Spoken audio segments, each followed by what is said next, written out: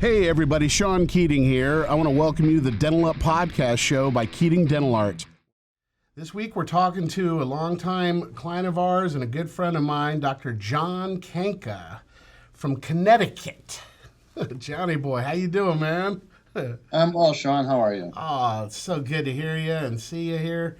Thank you so much for coming on. I know you're a real busy man, and I just can't thank you enough for coming on board and just talking to us for a little bit. You went above and beyond, and what got you involved in some of that aspects of just the R&D of different dental materials and trying to make a difference in developing your own kind of bonding agents? I chose looking at composites early on and looking at hardnesses and curing of composites 30-something years ago, and ended up publishing several papers on hardness of composites somewhere around 33 to 30 years ago.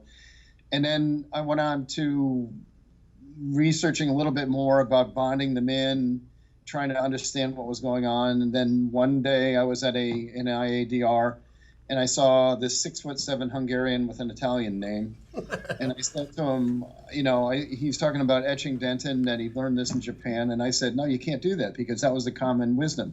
You can't etch dentin. And then I decided I was going to research this.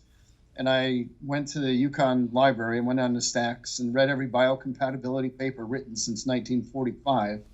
And I'd bring my boys with me, and they'd have their little G.I. Joes and we'd play along the library while Dad's, copying papers, and I read them. Then I'm reading the articles up in the library, and I had an epiphany. And I realized at that moment why you could etch dentin and why everybody, and I knew immediately why everybody thought you could not. And then basically there were just two of us, it was Berlotti and me. There were two of us thought you could etch dentin in the United States, and that was pretty much it, and everybody else was against it. Then I talked about it in 1989 at the Academy of Cosmetic Dentistry meeting, and I kind of set up a firestorm. And I got called all kinds of names. I got called irresponsible, reckless, and one academic said he wanted to open up the dental endodontic practice next to my office. I mean, it was quite an interesting event. I remember meeting you. I think it was like one of our first meetings we ever did. It was in the Yankee Dental Convention in Boston.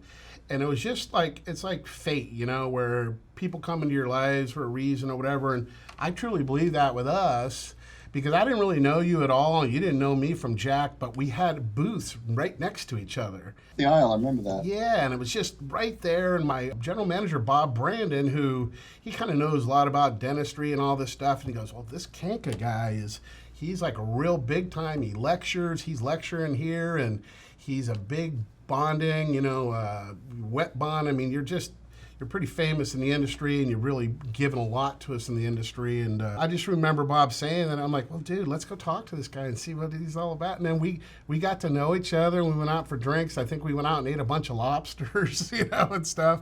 God, did we eat lobsters? Remember that time? I think it was like 3 for $21.99, and we had like 8 of us. That's exactly right. There were 9 of us all together. Only your wife is the only one, Shannon was the only one who would not eat the lobsters. And both my boys were with me, and there were 8 of us eating lobsters.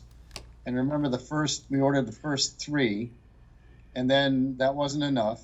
We ordered the next 3, and we weren't sure, and then you went ahead and ordered the last 3. Yeah. Everybody had 9 lobsters. Yeah, 9 lobsters. And I still have that pile of carnage in the middle of the table that we threw everything onto, and it went halfway to the ceiling with lobster shells. Oh, dude, I forgot. Yeah, we had 9 each. I remember saying, it's just like sunflower seeds. There's really not a lot to it, guys. They had a contest going on amongst the waiters, and whoever sold the most lobsters that day was going to get free drinks for a month. Well, he sold 72 to us. Yeah. The next closest, I think, was around 40 for the whole day. Yeah. This kid won that one out big time. Can you believe that? My boys never forgot that. Yeah. You know what? And I remember us going back there years after. It's right across the street, but every year we went back and they said, no, we don't do that anymore, sir.